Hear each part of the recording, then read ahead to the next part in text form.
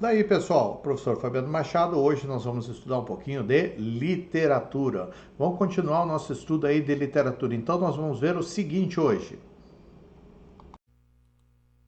Bom, pessoal, continuando o nosso trabalho aqui na literatura brasileira, nós já vimos o quinhentismo, o barroco, o arcadismo. Agora nós vamos entrar no romantismo. Só que o romantismo é uma escola literária que foi muito bem trabalhada na literatura brasileira, então nós vamos dividi-la em duas partes. Romantismo poesia, que nós veremos hoje, e o romantismo prosa, que é a próxima aula, ok? Vamos lá então. Nós vamos trabalhar o romantismo poesia. O que é o conceito de romantismo? O romantismo é todo um período cultural, artístico e literário que iniciou na Europa no século lá no final do século XVIII, tá? E espalhou-se pelo mundo até o final do século XIX. O berço do romantismo ele pode ser considerado três países: a Itália, a Alemanha e a Inglaterra, ok? Então, essa imagem a gente consegue ver, ó. Eles foram os berços do romantismo, Alemanha, França e Inglaterra, vindo para Portugal e dando influência no Brasil. A obra inicial do romantismo é o Sofrimento do Jovem Werther, de Goethe, tá? Ele que iniciou essa escola literária na Europa, ok? Já o romantismo brasileiro, ele sofreu algumas alterações, algumas mudanças, mas vamos dizer assim, os pilares básicos se manteram no Brasil, ok? Vamos lá. Qual foi a grande influência que nós tivemos, tá? Ah, aqui no aqui no Brasil.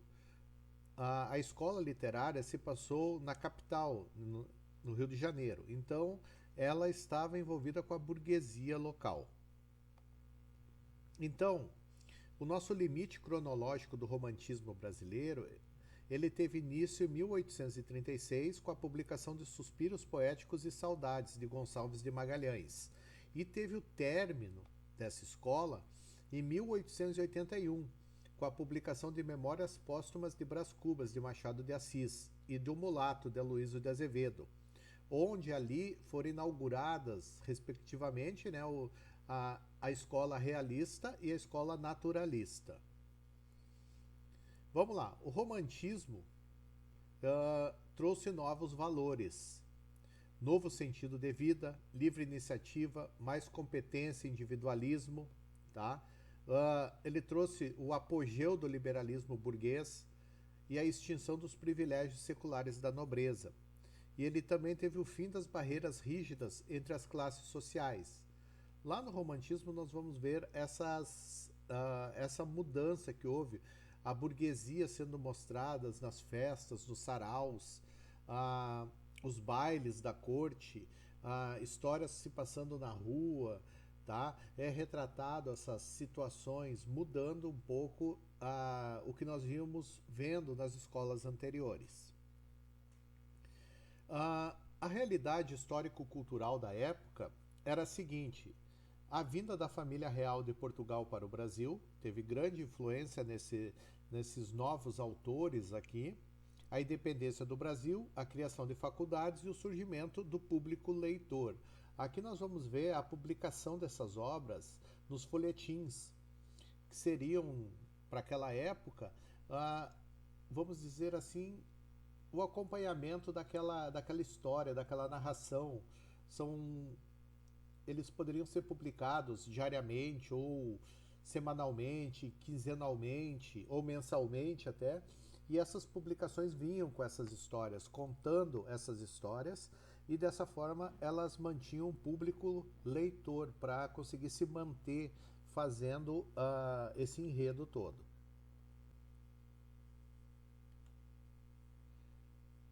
Características gerais do romantismo. Nós vamos ter o individualismo e o subjetivismo. A ideologia da burguesia centrou-se na liberdade do indivíduo e nas infinitas possibilidades do mesmo realizar-se como indivíduo. O ilogismo, ele começa a pensar, sentir. A instabilidade emocional, traduzidas em atitudes antiéticas e paradoxais, alegria e tristeza, entusiasmo, depressão. o sentimentalismo. Os sentimentos se sobrepõem à racionalidade, pois eles são a medida da interioridade de cada pessoa. O amor é o sentimento maior, sua perda leva à loucura e até mesmo à morte. A evasão ou escapismo, na ânsia pela busca da perfeição do absoluto e na constatação da impossibilidade de atingi-la, o romântico sente-se desajustado no mundo e procurando as saídas para o desequilíbrio dele, né, em que ele se encontra, ele foge da realidade. Essa fuga pode ser em 3 planos. No tempo, que ele vai buscar lá no passado, na Idade Média, ou individual dele, né, na infância, a época de ouro perdida, tá? Ele retorna para essa época. No espaço, lugares exóticos, paisagens primitivas, e a natureza, ela exerce enorme fascínio sobre o romântico, tá? Diz que os românticos têm um temperamento lunar.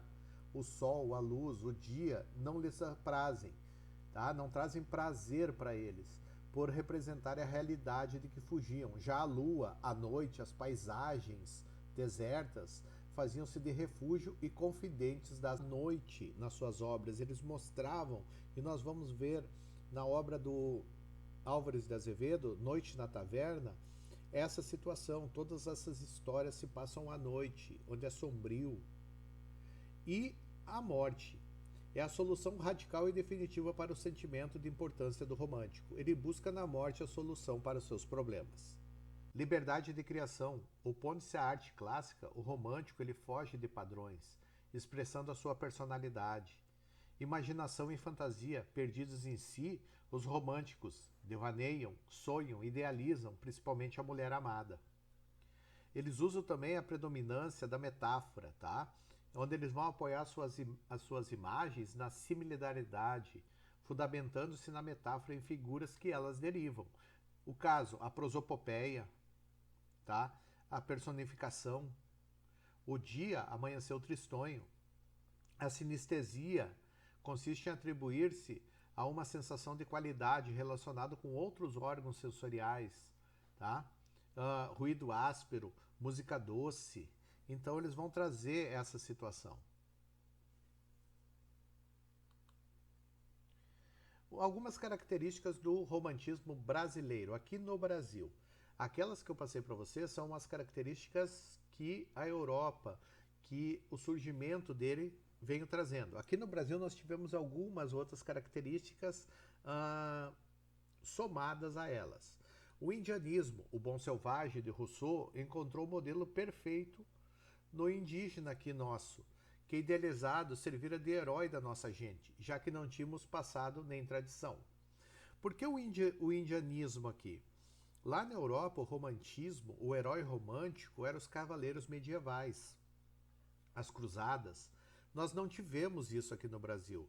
Então, o nosso cavaleiro aqui foi sendo transformado no índio. Se vocês forem ver as descrições na prosa, o índio era bonito, era alto, forte. Então, isso era característica dos cavaleiros medievais, ok?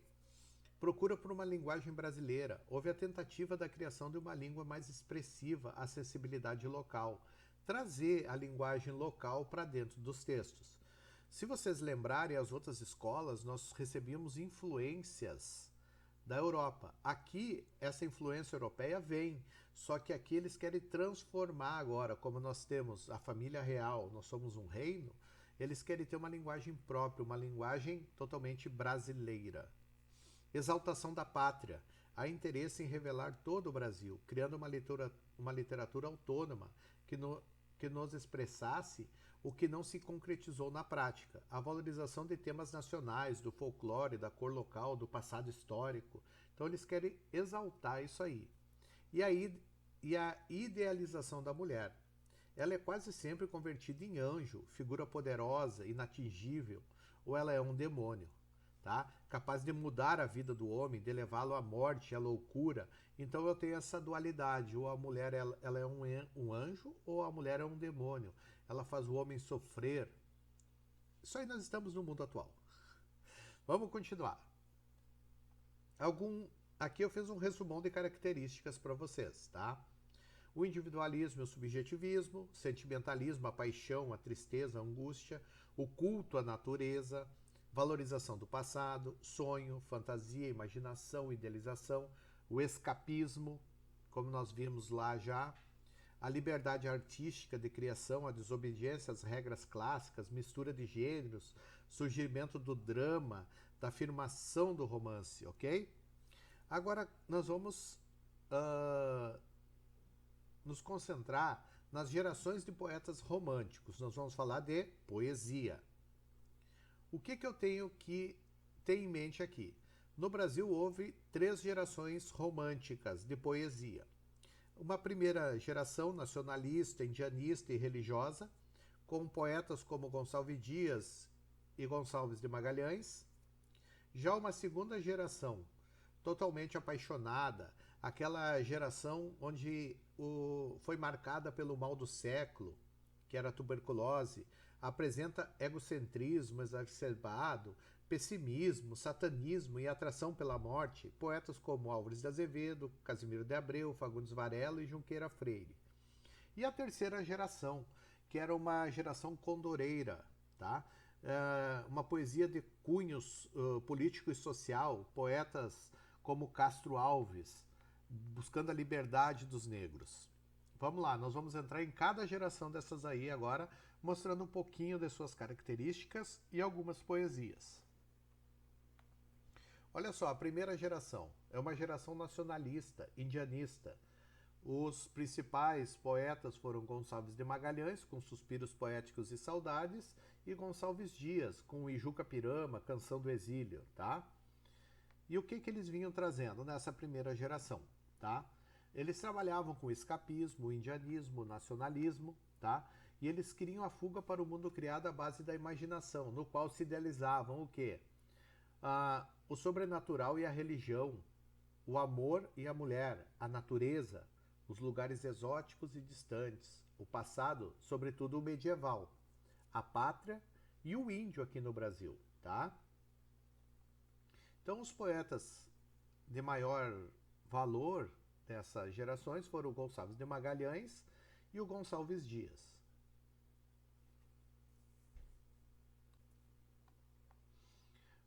Gonçalves Dias. A sua poesia, ele teve com publicações Os Primeiros Cantos, Segundos Cantos, Cestilha de Frei Antão, Último Cantos, Os Timbiras, no teatro Beatriz Sense, Leonor Mendonça. A temática que ele trabalhava era o nacionalismo, o indianismo, o panteísmo, Deus é o centro, quase existe ele, e o lirismo amoroso. A lírica, tá, de Gonçalves Dias, ela é marcada pelo sofrimento, tá? Esse amor impossível. Em seus poemas, o amor raramente se realiza. É sempre ilusão perdida, impossibilidade vital de relacionamento. É a experiência concreta, remete para o fracasso. Cismar venturas é só topar friezas. Eis a delimitação desse posicionamento. Em outro de seus versos, um dos mais desencadeados, ele desabafa. Amor, delírio, engano. Apaixonar-se é, pois, predispor-se à angústia e à solidão. O poeta confessa sua afetividade, suplica a paixão da mulher, mas não obtém resposta. Resta-lhe, pois, o desespero. Em poemas como Se morre de amor, conseguiu dar dignidade a esse sofrimento. Então ele trabalha também uma poesia nacionalista, Canção do Exílio. Minha terra tem palmeiras onde canta o sabiá. As aves que aqui gorjeiam não gorjeiam como lá. São poemas que enaltecem a natureza do Brasil, a terra brasileira. Eu tenho também uma poesia indianista, onde ele vai trazer o índio como herói, o seu habitat, como ele vive, como é a sua vida. No meio das tabas de amenos verdores, cercados de troncos, coberto de flores, alteiam-se os tetos da altiva nação. São muitos meus filhos nos ânimos fortes, temíveis na guerra que em densas cortes assombram das matas a imensa extensão. Ele tem também uma poesia lírico-amorosa, tá? Enfim te vejo, enfim posso curvado a teus pés dizer-te que não cessei de querer-te. Pesar que de quanto sofri, muito pensei, cruas ânsias, dos teus olhos afastado, houveram-me acabrunhado a não lembrar-me de ti. Então, Gonçalves Dias tem essas nuances em suas poesias. Agora nós vamos ver o romantismo brasileiro, a segunda geração, a geração mal do século ou ultrarromântica, ultrarromantismo, tá? Essa geração mal do século, ela também é chamada de geração byronista, ou byronismo, pois elas tiveram grande influência de Lord Byron, tá? Eles trabalham com algumas características que nós vamos ver já já. Então eu tenho Álvares de Azevedo, Casimiro de Abreu, Fagundes Varela, Junqueira Freire como seus representantes. Essa segunda geração de poetas românticos brasileiros foi fortemente influenciada pela poesia de Musset e pela de Lord Byron. A influência de Byron foi tanta que essa geração também ficou conhecida como geração byroniana. Isso quer dizer que essa geração estava impregnada de individualismo ou egocentrismo, subjetivismo, negativismo, pessimismo, dúvida, desilusão e um tédio constante. Então essas obras trouxeram essas características. Álvares de Azevedo, um dos mais importantes poetas dessa época, trouxe na Lira dos 20 anos a sua poesia, Conde Lopo. No conto Noite na Taverna, ele vai falar sobre situações, sobre necrofilia, suicídio, morte e várias situações que nos deixam pensativos. No teatro ele teve Macário, então ele vai trabalhar a evasão, a fantasia, o sonho, a morte. Com o amor ele vai trabalhar a idealização, a sensualidade. Nos góticos, macabros, fantásticos. Então Álvares de Azevedo foi um dos maiores autores dessa época da segunda geração. Então olha só, o amor, como é que eles retratam isso? É a parte menos convincente de sua lírica. A máscara satânica que tenta usar peca pela falsidade. As orgias em que se submerge, os vícios que o escravizam e as dissipações que o arrastam para o lodo hoje provocam o riso do leitor. E não apenas porque o jovem escritor tenha ficado de fato virgem dessas vivências translocadas, mas porque em seus poemas de crimes morais e maldições, poucos versos têm poder de persuasão e quase nada inquieta ou sobressalta. Uma situação bem interessante sobre esses autores, todos eles morreram jovens, até 24 anos. E todos morreram de tuberculose, menos Álvares de Azevedo, que ele morreu por causa de um edema entre o coração e o pulmão, quando ele caiu do cavalo numa noite chuvosa e bateu em uma pedra. Veja-se o tom falso desse excerto. Isso aqui é referente ao excerto que eu falei sobre o amor. E por te amar, por teu desdém, perdi-me, tresnotei-me em orgias, nasci lento, brindei, blasfemo ao vício e da minha alma. Tentei me suicidar no esquecimento.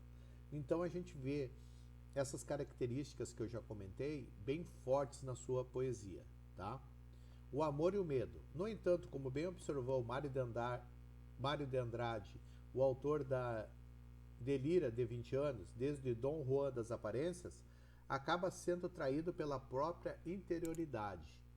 O grande devasso, o amante cínico, revela inconscientemente o medo obscuro das relações amorosas. Esse medo se traduz, por exemplo, através da imagem da mulher adormecida. Álvares de Azevedo é o maior ultra-romântico que eu tenho da segunda geração. Ele fala desse amor, ok? Ele teve esses poemas dele na Lira de 20 anos, falando sobre o amor, mas ele nunca amou. Ele falava da morte, mas tinha medo de morrer. Então, por isso que ele é considerado o grande poeta ultra-romântico. Numa série de poemas, a preparação erótica e a vontade sexual do adolescente se frustram, pois ele não quer acordar, profanar o objeto de seu desejo. Ó minha amante, minha doce virgem, eu não te profanei, e dormes pura, no sono do mistério, qual na vida pode sonhar ainda na aventura. Então ele vê, ele tem a mulher, ele deseja a mulher, mas ela não tem ela em seus braços. Ele somente idolatra. A morte. Quando trata da morte, o aspecto mais conhecido de sua obra pode-se perceber com clareza as qualidades expressivas do artista. Ela é um tema constante. O poeta a antevê, a profetiza para si próprio. Não pode esquecê-la. De certa maneira, fez uma opção por ela, diferentemente de outros companheiros de geração que se desesperaram ao perceber o fim. Ele quis morrer aos 20 anos, entregar-se à liviana prostituta, como se vê nesse fragmento de Hinos do Profeta. A morte, leviana prostituta, não distingue os amantes. Eu, pobre sonhador, eu, terra enculada, onde não fecundou-se uma semente, convosco dormirei. Então ele fala desse desejo dele de morrer. Eu tenho também o tédio. Na segunda parte de Líria de 20 anos, as fantasias eróticas, a avidez pelo amor, os artifícios byronianos, ele é mesmo a obsessão, e mesmo a obsessão pela morte, cede lugar a uma espécie de cansaço existencial, o tédio. O tédio, o mal do siècle. Para os românticos europeus, era uma espécie de cinismo, de enfado de quem tudo viveu, tudo experimentou. Sexo, bebidas, ópio, transgressões. Mais tarde, Baudelaire diria que lera todos os livros, amara todas as mulheres, mas que sua carne permanecia triste. Essa é a definição mais perfeita do mal do século. Já no caso do Álvares, o tédio resultava da falta de vivências, já que a cidade de São Paulo o condenava. Era uma cidadezinha provinciana, medíocre, que insípida vida noturna, sem horizontes para um rapaz sonhador que nem ele. Noite na Taverna é um livro de contos do Álvares, tá? Se fôssemos cobrar verossimilhança dos contos que compõem o livro Noite na Taverna, certamente riríamos desses 7 rapazes que bebem, fumam e gritam, enquanto a fumaça se mistura com os efluidos da cerveja e do conhaque. Eles narram histórias de suas vidas orgíacas e criminosas, tá?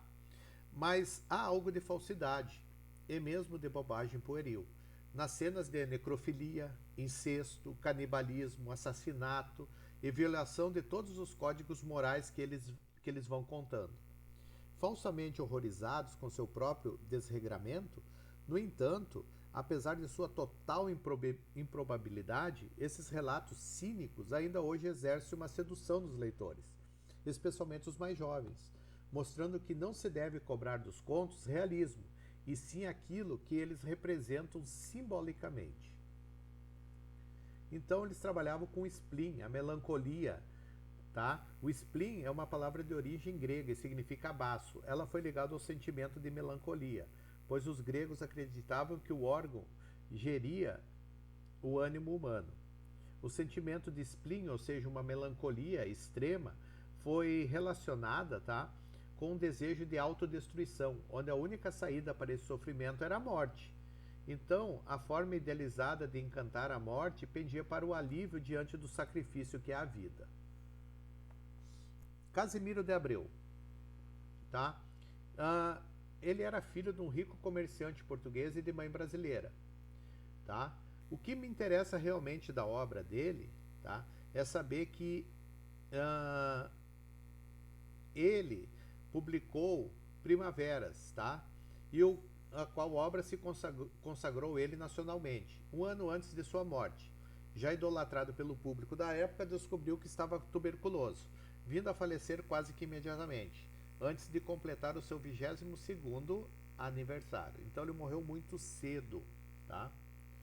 A rigor, o livro Primaveras articula-se em torno de 3 temas básicos: o lirismo amoroso, a saudade da pátria e da infância e a tristeza da vida, ok? Então, a saudade da pátria e da infância. Vivendo 3 anos em Portugal, onde elaborou boa parte da primavera, Casimiro de Abreu desenvolveu o sentimento de exílio, que tanto perseguia os românticos. Inspirado em Gonçalves Dias, ele escreveu uma série de poemas impregnados de nostalgia da terra natal, denominados Canções do Exílio. Neles, contudo, não chega a alcançar o nível de seu modelo. No entanto, não é apenas a saudade do Brasil e a correspondente sensação de estar exilado que anima a sua lírica. O que consagrou mesmo foi a sua nostalgia, tipicamente romântica, daquelas realidades pessoais que ficam para trás: a mãe, a irmã, o lar, a infância. Tornou-se, por excelência, o poeta da aurora da vida, o tempo perdido, das emoções da meninice. Mesmo sabendo que a infância não significa o paraíso, sucumbiu à doçura dessas lembranças.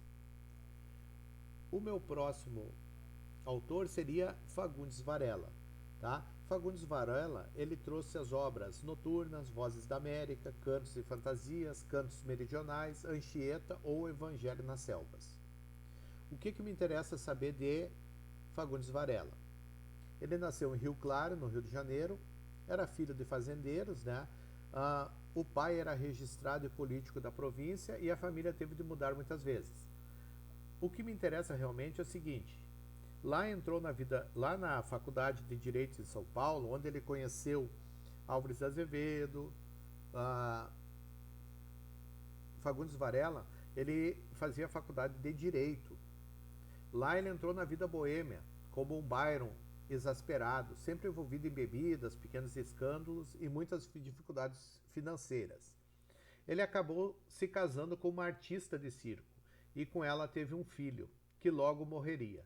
E a partir daí ele construiu um poema muito lindo que é Cântico do Calvário. E esse poema que trouxe essa exaltação nacional para ele. Terceira geração é uma geração ugoana, geração condoreira, tá? Eles tiveram grande influência do poeta Victor Hugo, tá? Então ela vai trazer temas sociais, políticos, humanitários, as lutas abolicionistas, as lutas republicanas. O grande poeta aqui foi Castro Alves, com As Plumas Flutuantes e Os Escravos. Mas eu tenho também Souza Andrade, que publicou o Guessa, e Tobias Barreto, A Escravidão, Que Mimo e Amar. Os problemas sociais brasileiros fizeram surgir na última geração romântica os ideais democráticos, tá? Crescendo a repulsa pela relação senhor-escravo do Brasil Império. Aos movimentos absolutistas e republicanos engajaram os poetas dessa geração. Então, olha só, surgindo a poesia social romântica, marcada por uma linguagem ardente, cheia de metáforas e comparação audazes. Ficou conhecido essa poesia por condoreira, que, pela linguagem elevada, voava alto como o condor. Então, essa terceira geração ocorreu o reformismo, desejo de reformar a sociedade, luta por ideais humanitários, defesa dos fracos e oprimidos, concepção da literatura como forma de participação social, uma literatura engajada no Brasil, condoreirismo. Principais autores desse tipo de obra foi o Castro Alves e o Souza Andrade. Então essa terceira geração, ela participou da crise do Segundo Reinado, a campanha abolicionista, os ideais republicanos, galvanizaram a inteligência brasileira da década de 1860 até 1870, propiciando o aparecimento de uma modalidade de poesia pública social, uma poesia de comício, destinada a empolgar as assembleias, os comícios em praça pública. Essas poesias elas eram feitas em praça pública. Então, Castro Alves, suas principais obras, tá? As Plumas Flutuantes, Os Escravos, A Cachoeira de Paulo Afonso. No teatro ele produziu Gonzaga ou A Revolução de Minas. Quais eram os temas que ele trabalhava? O abolicionismo, o liberalismo, o lirismo amoroso, o escapismo.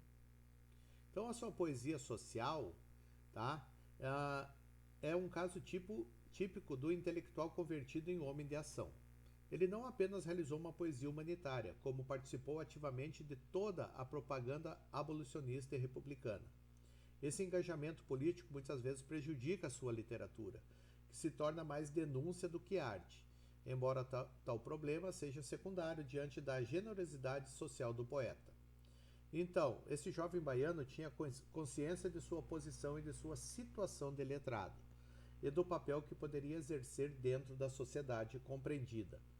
Tá? Então ele vai ter esses livros, e dentro dos livros nós vamos ver poemas, o Livro e América, onde ele vai trazer essa situação da, do, da parte abolicionista dele.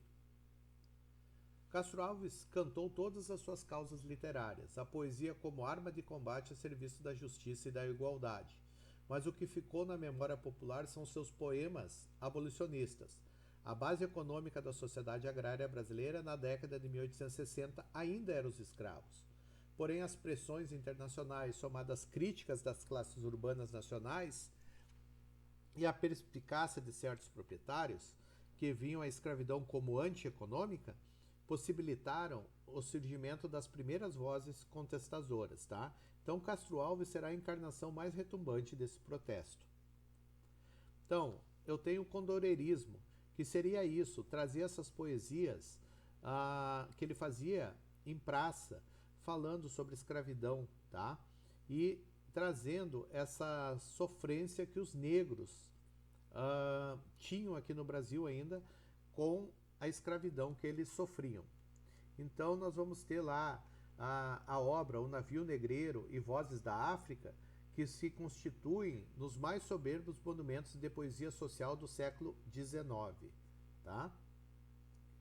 Então, a obra Navio Negreiro, cujo título geral é Tragédia no Mar, começa com uma longa e belíssima descrição do oceano, até que o poeta, postado nas alturas, avista um barco que parece navegar alegremente.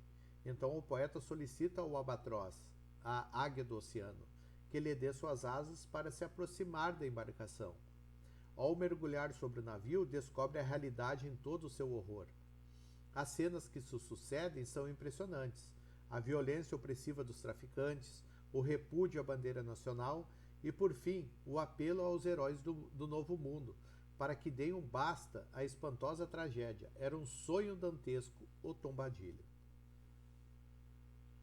Aqui eu tenho outros poemas, onde ele vai trazendo também esses fatos históricos da escravidão. Cachoeira de Paulo Afonso.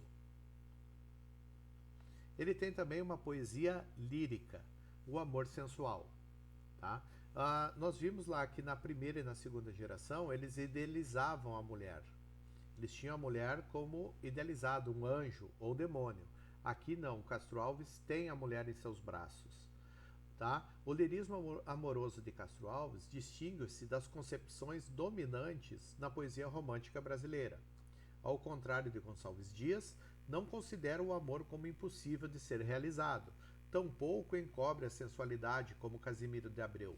Muito menos apresenta a relação física como perversão fantasiosa, a exemplo de Álvares de Azevedo. Em Castro Alves, as ligações sentimentais são apresentadas de uma maneira sensual e calorosa. A partir de um esplêndido domínio da metáfora, o poeta cria imagens de rara beleza e intenso sentimento de plasticidade, conforme se pode observar em versos como Sob a chuva noturna dos cabelos, ou Minha Maria Morena, como as tardes de verão, ou ainda referindo-se a uma de suas amadas, Lírio do Vale Oriental, brilhante, estrela vésper do pastor errante, encantador e de singelo erotismo, e o poeta adormecida, onde galhos e ramos assediam amorosamente a jovem que dorme numa rede. Souza Andrade. Ele é de família abonada, né? Tem recursos, e ele viajou muito desde cedo, percorrendo inúmeros países da Europa. Ele formou-se em letras pela Sorbonne, depois fez o curso de engenharia. Em 1870, conheceu vários republicanos latino-americanos. A partir de 1871, fixou residência em Nova York, onde mandou imprimir suas obras poéticas. Em 1884, lançou a versão definitiva de seu livro, Ogessa, obra radical e renovadora. Morreu abandonado e com fama de louco. Então, aqui tem um trecho da obra dele, tá? Onde ele trabalha essa obra Ogessa. Eu fiz uns pequenos resumos para vocês, onde eu separei por geração, a sua denominação, os componentes, né, os autores, os modelos poéticos que eles se inspiraram e os temas que eles trabalharam, nessa primeira. Na segunda, eu coloquei a geração, o autor, as suas principais obras e as suas características, o que eles trouxeram de cada um. Vocês vão ver aqui que eu trouxe, na segunda geração, Junqueira Freire, tá? Que é um outro autor de nome na segunda geração, só que ele se dividia entre o mundo carnal e o monastério que ele estava. Ele queria ser padre, então ele tinha essa dualidade aí na sua obra, ok? Pessoal, show de bola, trabalhamos aqui a poesia do romantismo, ok? Próxima aula, o Gordo aqui vai trabalhar com vocês a prosa, o romance romântico. Então até a próxima aula aí, um beijo do Gordo aí para vocês, até mais.